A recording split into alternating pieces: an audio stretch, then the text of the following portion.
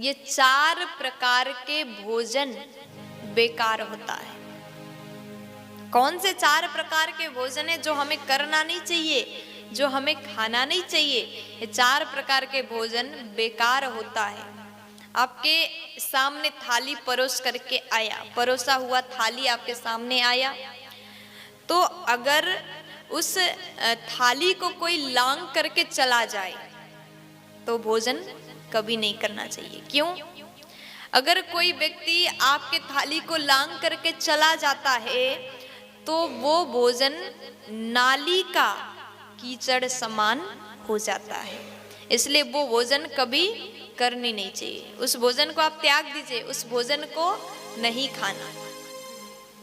और दूसरे नंबर में है, परोसा गया थाली में अगर कोई ठोकर लगा करके चला जाए, ठोकर लग गया, पैरों से लग गया, तो भोजन को ग्रहण नहीं करना चाहिए। कभी भी ऐसा आप मत करिएगा, भूल से भी मत करना। क्यों नहीं करना चाहिए? ठोकर लग गया थाली में तो वो कीचड़ बराबर हो जाता है, इसलिए कभी भी ठोकर लगा हुआ थाली से उठा करके भोजन मत करिएगा, क्योंकि हम कीचड़ तो खाते नहीं हैं, इसलिए वो थाली को भी आप छोड़ दीजिए। तीसरे नंबर में, कई बार ऐसा होता है हम भोजन कर रहे होते हैं और बीच में बाल आ जाता है, बाल आता है तो हम वो भोजन को नहीं कर सकते। अगर खाते खाते भोजन में बाल आ जाए तो उस भोजन को कभी भी आप मत करिएगा, छोड़ दीजिएगा। क्यों? अगर ऐसा भोजन अगर आप करते हैं तो वो भोजन दरिद्रता प्रदान करता है, इसलिए बाल गिरा हुआ, इसलिए कहते हैं माताएं जिसका लंबा बाल हो, जिस बहन का लंबे बाल हो, खुले बाल करके रसोई घर में ना जाएं, रसोई घर में कंघी ना करें। रसोई घर में कंघी करने से बाल गिरता है और भोजन में उड़ करके चला जाता है। वो भोजन खाने से, वो भोजन हम ग्रहण करते हैं, बाल मिलता है तो दरिद्रता प्रदान करेगा, इसलिए बाल गिरा हुआ भोजन भी करना नहीं चाहिए। और चौथे नंबर में बताते हैं कि पति और पत्नी एक थाली में भोजन ना करें, है ना? अब देखो यहाँ माताएं हंस रही हैं, क्योंकि जमाना, आज के जमाने में सब लोग ऐसा ही करते हैं।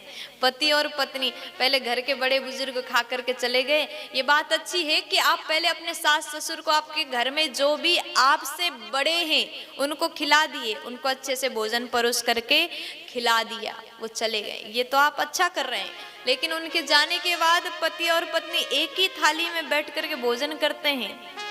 आज के नए जमाने के लोग सोचते हैं कि हम बड़ा अच्छा कर रहे हैं। कभी भी गलती से भी ऐसा आप मत करिएगा। अगर आप ऐसा करते हैं तो वो भोजन शराब समान हो जाता है। पति और पत्नी एक थाली में एक साथ भोजन करे तो मदिरा समान हो जाता है। और आप कहो मदिरा तो आप खाते, ग्रहण नहीं करते, पीते नहीं हैं, तो एक थाली में भोजन करना बंद कर दीजिए।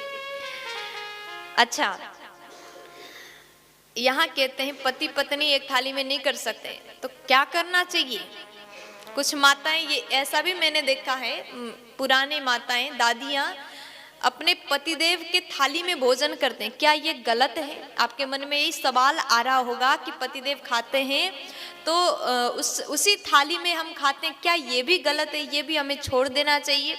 अगर आप ऐसा करते हैं तो आप कोई गलत नहीं कर रहे हैं। अगर आपके पति ने भोजन कर लिया, भोजन करके वो उठ करके चले गए और आप उसी थाली पर, उस थाली को धोए बिन, साफ किए बिन उसी थाली में भोजन करते हैं, तो आप ये कार्य आप कर सकते हैं। अगर आप ऐसा करते हैं तो तीर्थों के प्रसाद समान फल आपको मिलता है। इसलिए पति के थाली में पत्नी को खाना चाहिए। अब मैं ये नहीं कहूँगी आप खाओ ही, आप मैंने कह दिया तो आप उसी थाली में खाओ, ये ऐसा मैं नहीं कहूँगी। जो आपका मन करे, अगर आप करती हैं तो कर लो, आपका मन नहीं है तो आप दूसरे थाली में खा सकते हैं भोजन। लेकिन ये 4 प्रकार के भोजन कभी भी मत करिएगा। जो मैंने अभी बताया इस बात को और लोगों तक पहुंचाइए, शेयर करिए, ताकि ये नियम जो है सबको पता होना चाहिए, हर व्यक्ति को ये ज्ञान होना चाहिए। ये 4 प्रकार के भोजन सर्वदा निषेध। प्यार से बोलो राधे राधे।